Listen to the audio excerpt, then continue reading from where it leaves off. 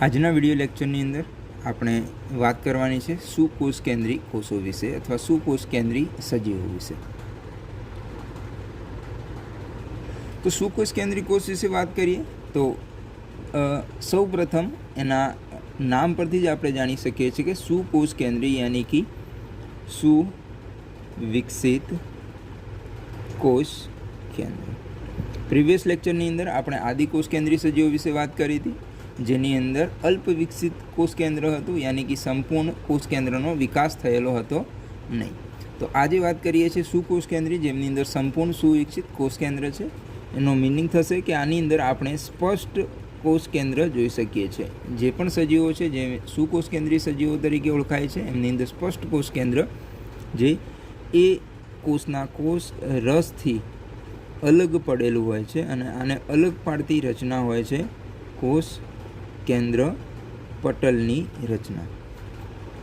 તો અહીંયા કોષ રસથી અલગ પડેલ કોષ કેન્દ્ર પટલની હાજરીના લીધે આપણને સ્પષ્ટ કોષ કેન્દ્ર જોવા મળે છે। તો આવા દરેક કોષને આપણે સુકોષ કેન્દ્રી કોષ તરીકે ઓળખીએ છીએ। સાથે સાથે સુકોષ કેન્દ્રી કોષોમાં આદિકોષ કેન્દ્રી કોષોથી વિકસિત અંગિકાઓની રચનાઓ પણ જોવા મળે છે। જેમ સુકોષ કેન્દ્રી કોષની વાત કરીએ તો કોષ કેન્દ્ર પટલ ધરાવતું કોષ કેન્દ્ર, એ સાથે પટલમય અંગિકાઓ પણ જોવા મળે છે। જે પણ અંગિકાઓની અંદર હશે મોસ્ટલી આપણને પટલ ધરાવતી અંગિકાઓ જોવા મળે છે। પ્રીવિયસ લેક્ચરની અંદર પણ આપણે વાત કરી હતી કે સુકોષ કેન્દ્રી અને આદિકોષ કેન્દ્રીમાં સમાનતાઓની વાત કરી હતી કે સુકોષ કેન્દ્રી અને આદિકોષ કેન્દ્રીમાં કોષ રસ પટલ સમાન હોય છે અને એક અંગિકા છે જે રિબોઝોમ્સ, જે પ્રોટીન સંશ્લેષણનું કાર્ય કરે છે, એમાં સમાનતા જોવા મળે છે। આ સિવાય સુકોષ કેન્દ્રી અને આદિકોષ કેન્દ્રીમાં બીજી આપણને સમાનતાઓ જોવા મળશે નહીં। હવે વાત કરીએ કે સુકોષ કેન્દ્રી કોષો ધરાવતા સજીવો કયા છે। તો જે આદિકોષ કેન્દ્રી સજીવો હતા, જે મોનેરા સૃષ્ટિના સજીવો હતા, એ પછીના જે સજીવો છે જે કે પ્રોટિસ્ટા સમુદાય, જેની અંદર આપણે અલગ અલગ પ્રકારના પ્રજીવોની વાત કરી હતી, એ પછીનો સમુદાય ફૂગ સૃષ્ટિ, એની અંદર પણ રહેલા સજીવો જે સુકોષ કેન્દ્રી સજીવો છે। એ પછીનો સમુદાય છે જે વનસ્પતિ સમુદાય, જેના વિશે આપણે પહેલાં પણ વાત કરી ગયા છીએ, વનસ્પતિ સમુદાય, અને એ પછી છે પ્રાણી સમુદાય। આ દરેકની અંદર આપણે સુવિકસિત કોષ કેન્દ્ર જોઈએ છીએ અને આ બધા કોષોને સુકોષ કેન્દ્રી કોષો અથવા સુકોષ કેન્દ્રી સજીવો તરીકે ઓળખવામાં આવે છે। હવે આગળ જઈએ, જો આની અંદર જોઈએ તો આમાં આપણને જે કોષો છે, જે વનસ્પતિના કોષો છે અથવા પ્રાણીના કોષો છે, ફૂગના કોષો કે પ્રોટિસ્ટા સમુદાયના કોષો, આ બધાની અંદર સહેજ તફાવત જોવા મળી શકે છે। આપણે આગળ જતાં વનસ્પતિ કોષ અને પ્રાણી કોષને ડિટેલમાં જોઈશું, એની અંદર જોવા મળતી અંગિકાઓની વાત કરીશું, એમાં જોવા મળતી સમાનતા અને એમાં જોવા મળતી ભિન્નતાઓની વાત કરવાની છે। તો નેક્સ્ટ એક એ પછીના કોષની વાત કરીએ, જે છે વનસ્પતિ કોષની રચના વિશે।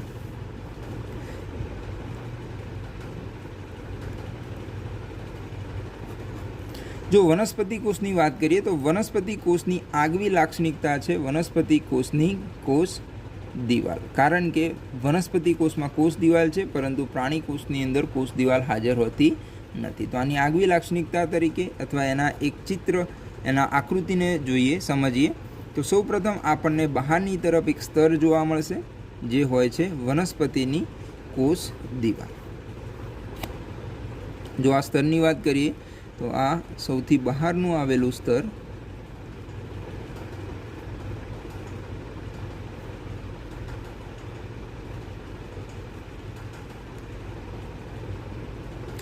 આને કહેવામાં આવશે વનસ્પતિની કોષ દિવાલ।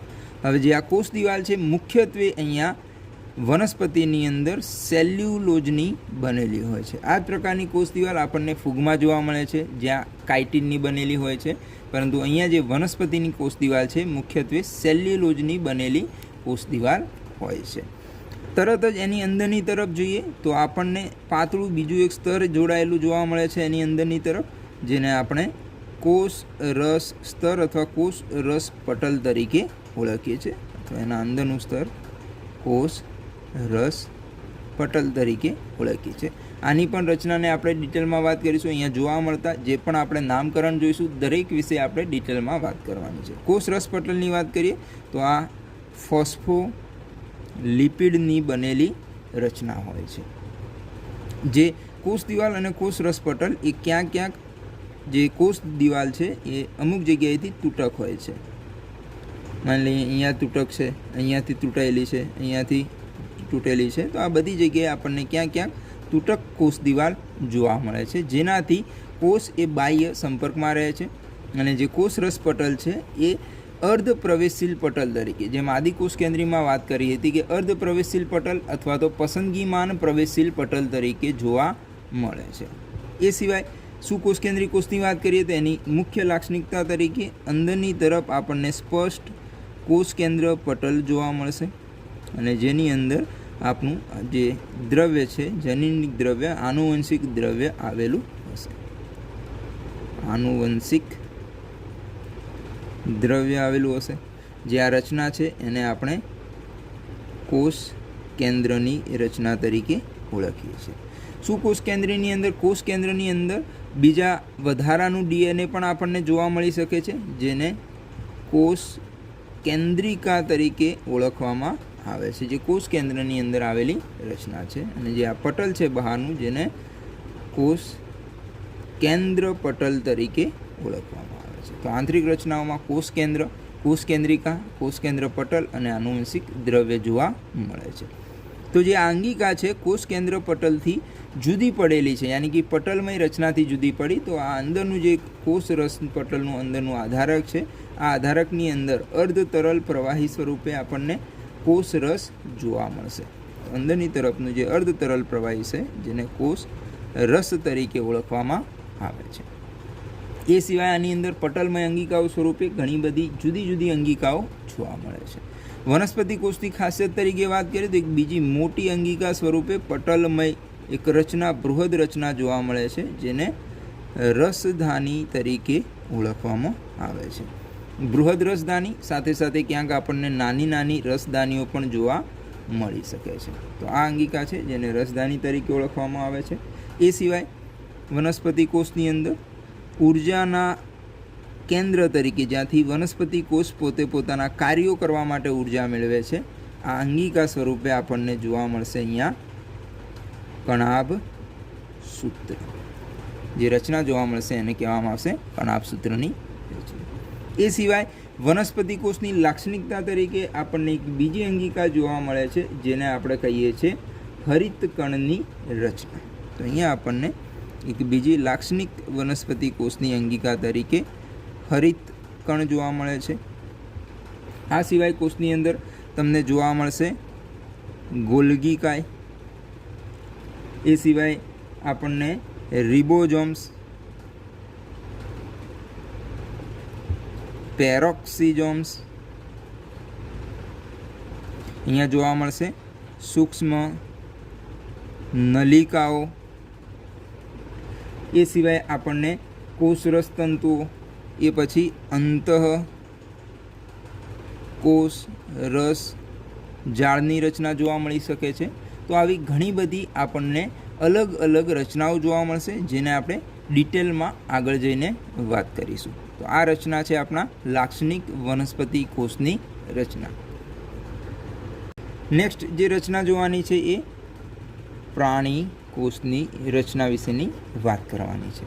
તો વનસ્પતિ કોષ અને પ્રાણી કોષની અંદર જે મુખ્ય આપણને તફાવત જોવા મળે છે એ તફાવત છે કોષ દિવાલનો તફાવત. પ્રાણી કોષની અંદર કોષ દિવાલ એ ગેરહાજર હોય છે. તો સૌથી બહારનું સ્તર જે પ્રાણી કોષ છે આપણને સૌથી બહાર ડાયરેક્ટલી સીધા જ કોષ રસ પટલના સંપર્કમાં જોવા મળે છે.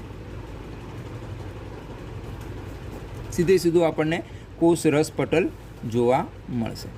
એ પછી આની આંતરિક રીતે સુકોષ કેન્દ્રી કોષ છે, તો એ જ પ્રમાણે આપણને અંદરની તરફ સુવિકસિત કોષ કેન્દ્ર જોવા મળશે, યાની કે આ એનું છે કોષ કેન્દ્ર પટલની રચના.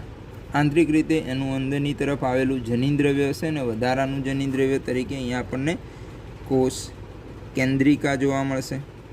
સાથે એનું આનુવંશિક દ્રવ્ય છે. તો જે આ રચના બને છે, આ રચનાને આપણે કોષ કેન્દ્ર તરીકે ઓળખીએ છીએ. એ સિવાય જેમ વનસ્પતિ કોષમાં રસદાની હતી, તો અહીંયા પ્રાણી કોષમાં આ રસધાનીનો મુખ્યત્વે અભાવ જોવા મળે છે, પરંતુ ક્યારેક કોઈ કન્ડિશનની અંદર રસધાની જોવા મળી શકે છે, જેનું એક ઉદાહરણ તમે પહેલાં પણ સાંભળ્યું હશે કે અમીબાની અંદર આંકુચક રસધાની હોય છે, જે એના જીવરસના ભ્રમણ માટે જરૂરી છે. તો અહીંયા રસધાનીનો અભાવ હશે. એ પછી આપણને આની અંદર જોવા મળતી અંગિકા સ્વરૂપે જેમ કોષ છે, તો કોષના પાવર હાઉસ તરીકે, ઉર્જા ઘર તરીકે આપણને અહીંયા અંગિકાની જરૂર પડશે, જે અંગિકાને આપણે ઓળખીએ છીએ કણાભ સૂત્ર. એ પછી આપણને અંગિકા જોવા મળી શકે છે, જે આની અંદર આવેલી હશે, જે કોષથી જોડાયેલી તંતુમય રચનાઓ સ્વરૂપે આપણે અહીંયા જોઈ શકીએ છીએ, જેને કહેવામાં આવે છે અંતઃકોષ રસ જાળની રચના. એ સિવાય અહીંયા આપણને ચપટી પટલિકાઓ જેવી એક રચના જોવા મળી શકે છે, જેને કહેવામાં આવે છે ગોલ્ગી કાયની રચના. સૂક્ષ્મ કણિકાઓ સ્વરૂપે અહીંયા આપણને સૂક્ષ્મ કણો જોવા મળશે, નાના નાના રંજક કણોની રચનાઓ જોવા મળી શકે છે. એ સિવાય કોષરસ, જે આ અર્ધતરલ, આ બધી જ અંગિકાઓ જે અહીંયા ગોઠવાયેલી છે, જે અર્ધતરલ પ્રવાહીમાં ગોઠવાયેલી છે, જેને આપણે કોષ રસ તરીકે ઓળખીએ છીએ. આ કોષ રસની અંદર અમુક પટલમય અંગિકાઓ સ્વરૂપે આપણને ક્યાંક પેરોક્સિઝોમ પણ જોવા મળી શકે છે.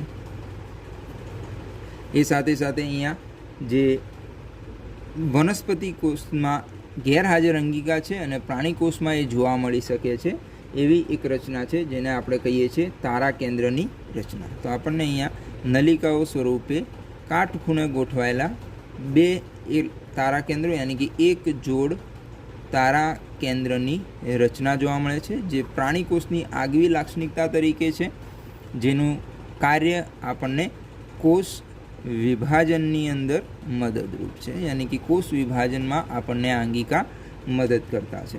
એ સિવાય પટલમય રચના સ્વરૂપે જે ચોક્કસ પ્રકારના ઉત્સેચકો ધરાવતી હોય છે, એવી લાઇસોઝોમની રચનાઓ પણ આપણને અહીંયા જોવા મળી શકે છે. તો આવી વિવિધ અંગિકાઓ ધરાવતી રચનાઓ આપણને પ્રાણી કોષની અંદર જોવા મળે છે. તો આ એક લાક્ષણિક પ્રાણી કોષની અંદર જોવા મળતી અલગ અલગ અંગિકાઓની વાત કરી. તો હવે નેક્સ્ટ આપણે વાત કરીશું કે આ જે અંગિકાઓ છે વનસ્પતિ કોષ અને પ્રાણી કોષ, જેમાં મુખ્યત્વે કોમન અંગિકાઓ છે, સુકોષ કેન્દ્રી કોષમાં જોવા મળતી દરેક અંગિકાઓ વિશે વાત કરીશું. પ્રાણી કોષ અને વનસ્પતિ કોષમાં જોવા મળતી અલગ અલગ અંગિકાઓ વિશેની પણ ડિટેલમાં આપણે આગળના ચેપ્ટરની અંદર વાત કરવાની છે. ઓકે, જે બે કોષો વિશે આપણે વાત કરી, બુકની અંદર પણ તમે એના સ્પષ્ટ ચિત્રો જોઈ શકો છો કે આપણને અહીંયા જે ઉપરની તરફ આપેલો છે વનસ્પતિ કોષ છે, તો એની અંદર સૌ પ્રથમ બહારની બાજુ આપણને એક આવરણ આપેલું છે, જેને કહેવામાં આવે છે કોષ દિવાલની રચના, જે આપણને અહીંયા દર્શાવેલી છે. એ પછી અંદરની તરફ એના અંદરનું જે પટલ આવેલું છે, જેને આપણે કોષ રસ પટલ તરીકે ઓળખીએ છીએ. તો વનસ્પતિની અંદર, વનસ્પતિ કોષમાં આ બે રક્ષણાત્મક આવરણ આવેલા છે. એ પછી અંદરની તરફ સ્પષ્ટ આવરણથી રક્ષિત કોષ કેન્દ્ર છે, જેની અંદર તમને કોષ કેન્દ્રની રચના દર્શાવી છે, કોષ કેન્દ્રિકાની રચના દર્શાવી છે, કોષ કેન્દ્ર પટલની રચનાઓ અહીંયા દર્શાવેલી છે. અને એ સિવાય જે વનસ્પતિ કોષની લાક્ષણિકતા સ્વરૂપે મુખ્ય મોટી રસધાની આવેલી છે, અને સાથે સાથે જે વનસ્પતિ કોષમાં જોવા મળતી અંગિકા છે હરિતકણ આવેલી છે. બાકી વનસ્પતિ કોષ અને પ્રાણી કોષમાં આપણને સમાન અંગિકાઓ જોવા મળી શકે છે, જેમ કે અહીંયા આપેલી છે અંતઃકોષ રસજાળની રચના, લાઇસોઝોમની રચના આપણને દર્શાવેલી છે, સૂક્ષ્મ નલિકાઓની રચનાઓ દર્શાવેલી છે, પેરોક્સિઝોમ દર્શાવેલ છે, કોષરસ દર્શાવેલ છે, રિબોઝોમ્સ અંગિકા બતાવેલી છે અને કણાભસૂત્ર. તો અહીંયા આપણને અલગ અલગ ઘણી બધી અંગિકાઓ જોઈ શકીએ છીએ, જે આપણને એનું સ્પષ્ટ ચિત્રણ આપેલું છે. નેક્સ્ટ નીચે જે આકૃતિ આપી છે પ્રાણી કોષની રચના, જેની અંદર આપણને બહારની તરફ જેમ વનસ્પતિ કોષમાં કોષ દિવાલ છે, આવી કોષ દિવાલની અહીંયા કોઈ હાજરી જોવા મળતી નથી. સીધું જ આપણને અહીંયા કોષ રસ પટલની રચના જોવા મળે છે. આ કોષ રસ પટલની અંદર મુખ્યત્વે સમાન રચનાઓ આપણને જોઈ શકીએ છીએ, જેમ અહીંયા કોષ કેન્દ્ર આવેલું છે, સ્પષ્ટ વિભાજિત થયેલું કોષ કેન્દ્ર, જેની અંદર કોષ કેન્દ્રિકા આવેલી છે, આનુવંશિક દ્રવ્ય છે, કોષ કેન્દ્ર પટલની રચના આપણને દર્શાવેલી છે. અહીંયા કોષ કેન્દ્ર પટલ, કોષ કેન્દ્રિકા, કોષ કેન્દ્રની રચનાઓ છે.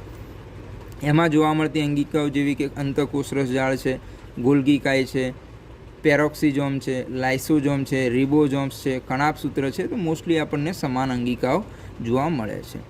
પરંતુ વનસ્પતિ કોષમાં ગેરહાજર અને પ્રાણી કોષમાં હાજર એવી એક અલગ વિશિષ્ટ અંગિકા સ્વરૂપે આપણને અહીંયા તારા કેન્દ્ર પણ જોવા મળી શકે છે.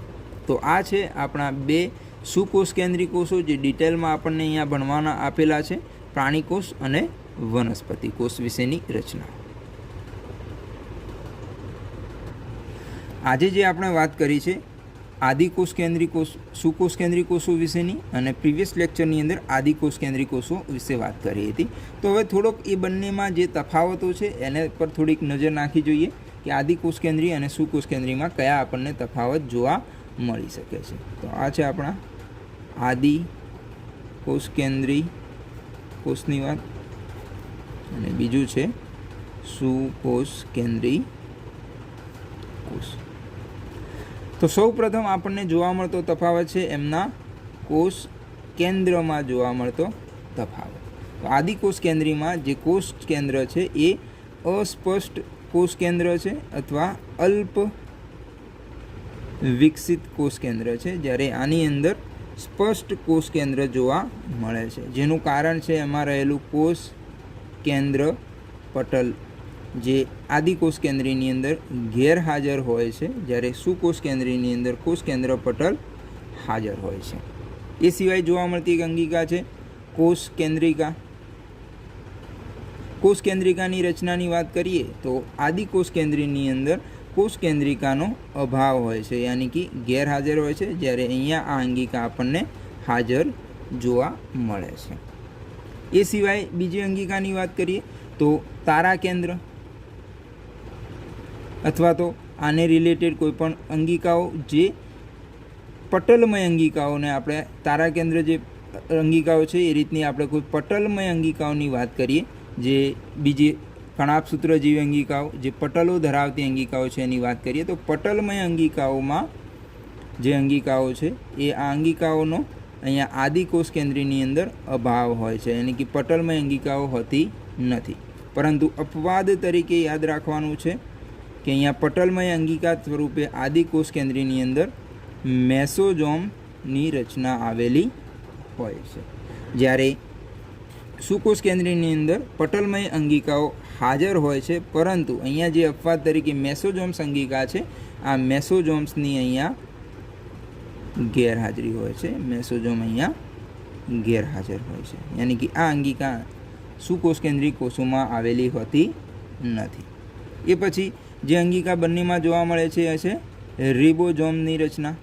તો રિબોઝોમ્સની જે રચના છે એ આદિકોષ કેન્દ્રીમાં 70S પ્રકારનું રિબોઝોમ્સ હોય છે, જ્યારે સુકોષ કેન્દ્રીની અંદર રિબોઝોમ્સના વિવિધ પ્રકારો જોવા મળી શકે છે, જેવા કે 55S, 70S અને 80S પ્રકારના અલગ અલગ રિબોઝોમ્સ જોવા મળી શકે છે.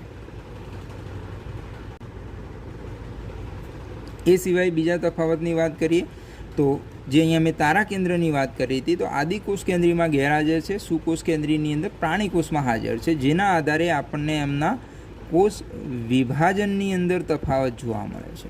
જે કોષ વિભાજન આદિકોષ કેન્દ્રનું છે એ અસમભાજન પ્રકારનું છે, યાની કે અસમાન વિભાજન પ્રકારે વિભાજિત થાય છે, અને આ અસમભાજન હોવાથી આમનું જે કોષ વિભાજન છે ઘણું ઝડપી છે. જ્યારે એની સાપેક્ષે જો વાત કરીએ પ્રાણી કોષોની અંદર અથવા સુકોષ કેન્દ્રી કોષોની અંદર વાત કરીએ તો જે કોષ વિભાજન છે એ સમભાજન પ્રકારનું છે, અને આના કારણે આ ઘણું ધીમું પ્રકારનું છે, યાની કે જો આદિકોષ કેન્દ્રની સરખામણીમાં વાત કરીએ તો આ ધીમું છે, યાની કે આમનું અંદર જોવા મળતું વિભાજન એ ધીમું છે. જો કોષના કદની વાત કરીએ તો કોષનું કદ એ આદિકોષ કેન્દ્રી કોષોમાં નાનું હોય છે, યાની કે ઓન એન્ડ અરાઉન્ડ 1 થી 2 માઇક્રોમીટર કદ ધરાવે છે, જ્યારે આની અંદર મોટું કદ હોય છે સુકોષ કેન્દ્રી કોષોનું આદિકોષ કેન્દ્રની સાપેક્ષે, અને જોઈએ તો 10 થી 20 માઇક્રોમીટર કદ ધરાવતું પણ હોઈ શકે છે. એ સિવાય આદિકોષ કેન્દ્રની વાત કરીએ, ખોરાકની દ્રષ્ટિએ જોવા મળતી અંગિકાની વાત કરીએ તો હરિતકણની વાત કરીએ, આની અંદર આપણને હરિતકણ ગેરહાજર હોય છે, જ્યારે સુકોષ કેન્દ્રની અંદર હરિતકણ નામની અંગિકા જોવા મળે છે. પરંતુ એમાં પણ આપણે થોડીક વિશેષતા જોઈ શકીએ છીએ કે સુકોષ કેન્દ્રીમાં વનસ્પતિ કોષની અંદર આપણને આ હરિતકણ હાજર જોવા મળે છે, જ્યારે પ્રાણી કોષની અંદર આ અંગિકાની ગેરહાજરી હોય છે. તો આ છે આપણા સુકોષ કેન્દ્રી કોષ અને આદિકોષ કેન્દ્રી કોષની ચર્ચા. એ પછી આપણે જે વાત કરી હતી જે બે કોષો સુકોષ કેન્દ્રી કોષોના વનસ્પતિ કોષ અને પ્રાણી કોષ, આ બંનેમાં પણ આપણને થોડાક તફાવતો જોયા હતા, જેને ફરીથી એકવાર અહીંયા એકસાથે જોઈએ. પહેલો જ તફાવત આપણે અહીંયા એમના કોષ દિવાલનો આપી શકીએ કે જે વનસ્પતિ કોષ છે એની અંદર કોષ દિવાલ હાજર છે, જ્યારે પ્રાણી કોષની અંદર કોષ દિવાલ ગેરહાજર હોય છે. બીજા તફાવત જો આપવો હોય તો એની અંદર રહેલા જે હરિતકણ છે આ હરિતકણ વિશેનો આપી શકીએ કે વનસ્પતિની અંદર હરિતકણ હાજર છે, જ્યારે પ્રાણી કોષની અંદર હરિતકણ ગેરહાજર હોય છે. એ સિવાય બીજી અંગિકા છે તારા કેન્દ્ર, જે વનસ્પતિ કોષની અંદર ગેરહાજર હોય છે, જ્યારે પ્રાણી કોષની અંદર આ અંગિકાની આપણને હાજરી જોવા મળે છે. એ સિવાય આમની અંદર ખોરાકના સંગ્રહની વાત કરીએ કે કયા સ્વરૂપે આ ખોરાક સંગ્રહ કરે છે, તો વનસ્પતિઓ વિશે આપણે જાણીએ છીએ મુખ્યત્વે આપણને અહીંયા ખોરાક સંગ્રહ સ્ટાર્ચના સ્વરૂપે જોવા મળે છે, જે વનસ્પતિ પોતે પોતાનો ખોરાક જાતે જ બનાવે છે. જ્યારે પ્રાણીઓની વાત કરીએ તો પ્રાણીઓની અંદર આ ખોરાક આપણને ગ્લાયકોજનના સ્વરૂપે જોવા મળી શકે છે, અથવા બીજા કહીએ તો તૈલી બિંદુ સ્વરૂપે જોવા મળે છે. અને પ્રાણી છે જે પ્રાણી કોષો છે એ ખોરાક માટે બીજા ઉપર આધાર રાખે છે, યાની કે આમની અંદર હરિતકણની હાજરી હોવાથી જ ખોરાક જાતે બનાવે છે, અને પ્રાણી કોષમાં હરિતકણ ગેરહાજર હોવાથી એ પોતાનો ખોરાક જાતે બનાવી શકતા નથી, એટલા માટે એ ખોરાક માટે બીજા ઉપર આધારિત હોય છે. તો આ જોવા મળતા અલગ અલગ તફાવતો છે.